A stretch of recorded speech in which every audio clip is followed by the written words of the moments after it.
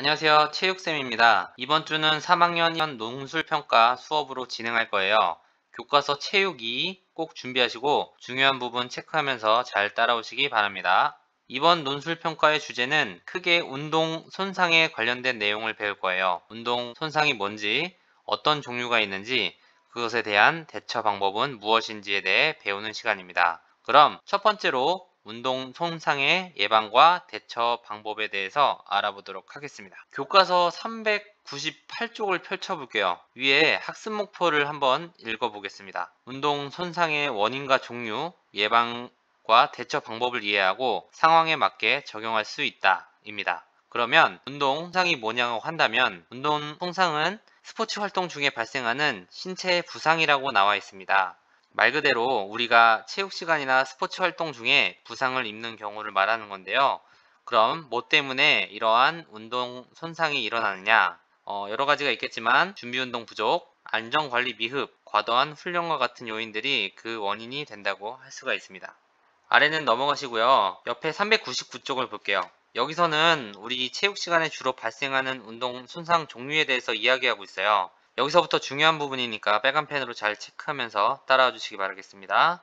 먼저 피부 손상의 종류를 한번 볼게요. 찰과상은 넘어지면서 바닥에 긁히는 상처를 말해요. 흔하게 이제 쓸렸다라고 표현하죠. 읽어보면 피부에 가해지는 마찰열로 인해 발생한 상처로 상처 부위가 물집이 잡히거나 부풀러 올라 염증이 생긴다 라고 나와 있습니다. 그러니까 넘어져서 무릎 까졌을 때를 말하는 거네요. 다음은 열상은 어떤 날카로운 물체로 인해 찢어지는 걸 말해요. 자상은 찔리거나 베었을 때를 말합니다. 이렇게 좀 상처가 작다면 어떤 좀 소독을 하고 밴드나 반창고로 압박을 하면 되겠지만 상처가 깊고 크면 병원에 가서 치료를 받아야겠죠? 자, 다음은 타박상입니다. 타박상은 어디 물체에 맞거나 부딪혀서 발생하는 부상을 말해요. 예를 들어서 배드민턴 치는 친구 옆에 있다가 친구 라켓에 내 손목을 맞으면 엄청 아프겠죠? 시간이 지나면 멍들거나 피도 나기도 하고요. 이런 경우를 타박상이라고 합니다.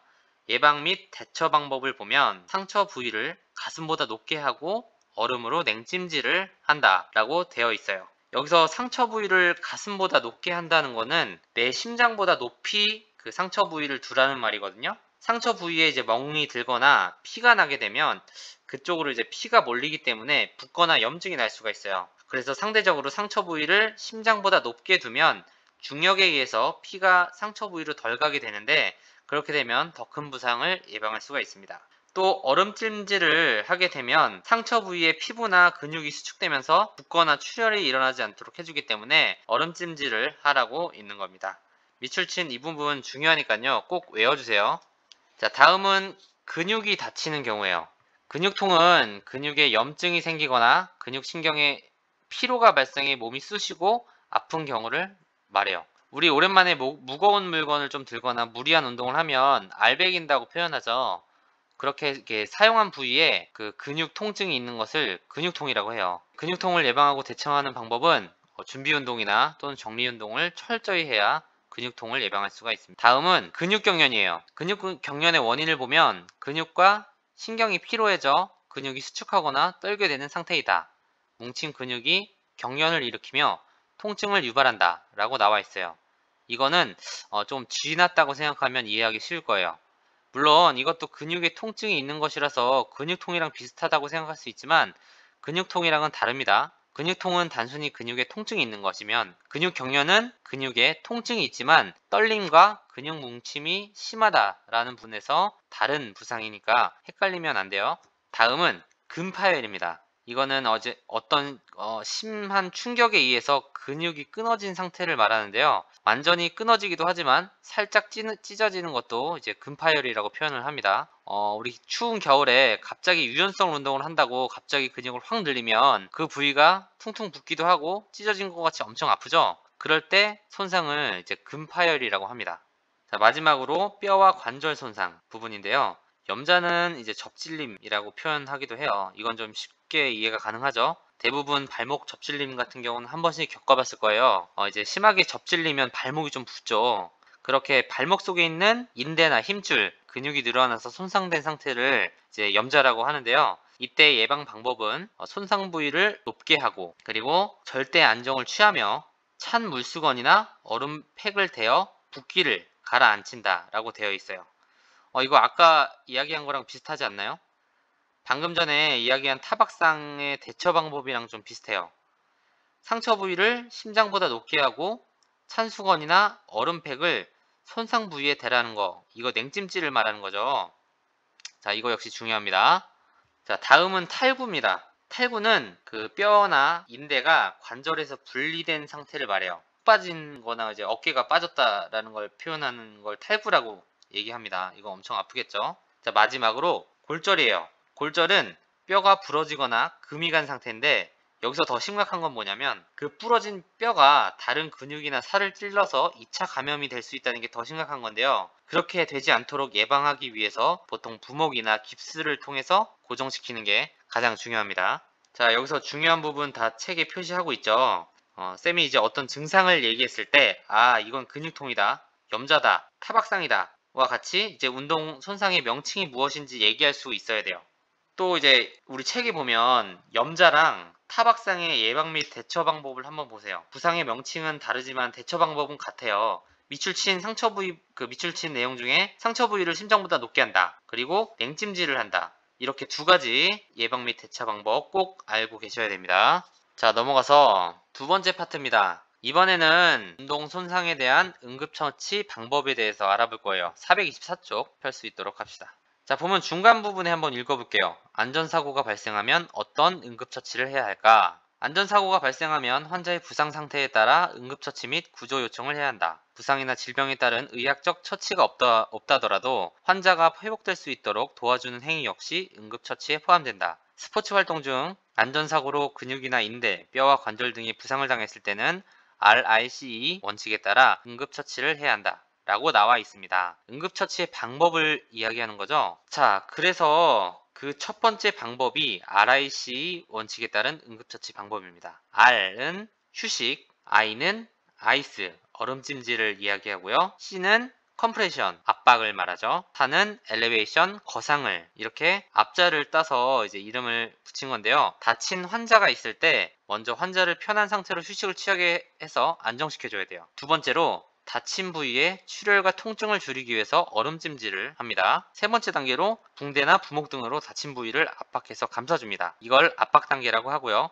마지막 네 번째 단계로 다친 부위를 심장보다 높게 해서 부어오름을 막아줘야 해요. 이것을 거상이라고 합니다. 이 네 가지 단계 뭐가 있는지 휴식, 얼음찜질, 압박, 거상 이렇게 네 개 꼭 외워주세요. 자, 옆 페이지 425쪽 볼게요. 여기서는 이제 심폐소생술에 대해서 설명하고 있습니다. 맨 위에서부터 읽어볼게요. 심장마비나 사고 등으로 환자가 갑자기 의식을 잃으면 주저없이 심폐소생술을 실시해야 된다. 자, 여기서 밑줄 쳐주세요. 심폐소생술은 가슴을 압박하여 심장과 뇌에 산소가 포함된 혈액을 공급해주는 매우 중요한 응급처치이다. 자, 지금 밑줄 친 부분 심폐소생술의 개념을 얘기하는 거거든요. 자, 꼭 외워주세요. 자, 이제 아래 그림을 볼게요. 심폐소생술의 6단계를 설명하고 있는데요. 한번 자세히 보도록 하겠습니다. 자, 첫 번째로는 의식 확인이에요. 자, 응급 심정지 환자가 이제 발생하게 되면 첫 번째로 의식을 확인해야 돼요. 쓰러진 환자한테 다가가서 어깨를 흔들고 이름을 불러서 이제 의식을 확인해야 됩니다. 아무런 반응이 없으면 의식 없음으로 판단을 합니다. 자, 다음 단계로는 구조 및 도움 요청이에요. 주위에 있는 사람을 지목해서 119 신고를 요청하도록 해야 돼요. 자, 저기 있는 용남쌤 119에 신고하세요. 최명근 선생님 자동심장 충격기 가져오세요. 이렇게 정확하게 요청을 해야 됩니다. 자, 세 번째 단계는 가슴 압박 30회입니다. 양손을 깍지 끼고 손바닥 아래로 가슴 부위를 압박해야 합니다. 이때 양팔을 곧게 펴서 환자의 몸과 수직이 되게 하고 분당 100에서 120회의 속도로 빠르게 5-6cm 깊이로 강하게 실시합니다. 자, 네 번째는 기도 유지 단계예요. 고개를 젖히고 턱을 들어서 환자의 기도를 확보합니다. 다섯 번째는 인공호흡 2회로 환자의 코를 막고 입을 밀착하여 1초씩 2회 환자의 가슴이 약간 상승될 정도로 숨을 불어넣습니다. 자, 마지막으로 반복 단계로 3단계의 가슴 압박 4단계 기도유지, 5단계 인공호흡을 119 구조대가 올 때까지 반복해서 실시하거나 자동 심장 충격기를 사용하기 전까지 계속 실시해야 합니다. 지금 이 6가지 단계의 명칭이죠. 첫 번째, 의식 확인, 구조 및 도움 요청, 가슴 압박 30회, 기도 유지, 인공호흡 2회, 반복 단계. 이렇게 꼭 6가지 단계 알고 있어야 합니다. 아셨죠? 자, RIC 원칙 그리고 이제 심폐소생술 외에 또 다른 응급처치 방법이 있어요. 바로 하임리히법인데요. 하임리히법은 여기서 읽어보면 되겠지만 창시자인 하임리히 박사의 이름을 딴 응급처치 방법이다. 음식물이 기도에 걸려 지식 상태인 환자를 일으켜 세우고 등 뒤에서 안아 갈비뼈 밑에 양팔을 두르고 양손으로 환자의 배꼽 부분을 잡아 안쪽으로 세게 당겨주기를 몇 차례 실시한다. 자, 이렇게 음식물이 목에 걸려서 숨이 이제 못 쉬어질 경우가 있는데 이럴 경우 하임리히법을 통해서 응급처치를 한다라는 이제 방법이에요. 자, 그 옆에 자동 심장 충격기가 있죠. 이거 우리 학교에도 있고 아파트 주변에 여러 가지 공공시설에 다 하나씩 위치해 두고 있어요. 자, 이것도 마찬가지로 자동 심장 충격기가 어떤 건지 하임리히법이 어떤 건지 둘 다 그 명칭 정도는 꼭 알고 계셔야 됩니다. 자, 그 다음 장 424쪽, 아니죠, 426쪽을 보면 자동 심장 충격기에 대한 단계와 사용법입니다. 한번 읽어보시고 어떻게 사용하는 건지 한번 알아보시기 바랍니다. 자, 아래 착한 사마리안법에 대한 내용도 한번 읽고 넘어가세요. 논술평가 일정입니다. 우리 등교주 첫 번째 체육 시간에 바로 논술평가 보도록 할 건데요. 논술평가가 끝나면 이제 그동안 이제 못했던 어떤 제자리 멀리뛰기 평가, 그다음에 팝스 왕복 오래 달리기, 50m 달리기를 할 거니까 각자 준비해 주세요. 자, 이제 오늘 영상 다 끝났는데요. 영상 한번 다시 돌려봐서 선생님이 중요하다고 별 표시해 놓은 부분 있죠? 그거 꼭 외우고 공부해 오면 우리 논술평가에서 좀 좋은 점수 얻을 수 있을 거라고 생각됩니다. 잘 준비해서 다음 시에 보시고요. 그 다음에 다음 2차 시에도 같은 영상으로 한 번 더 복습할게요. 논술 준비 잘하고 수고하셨습니다.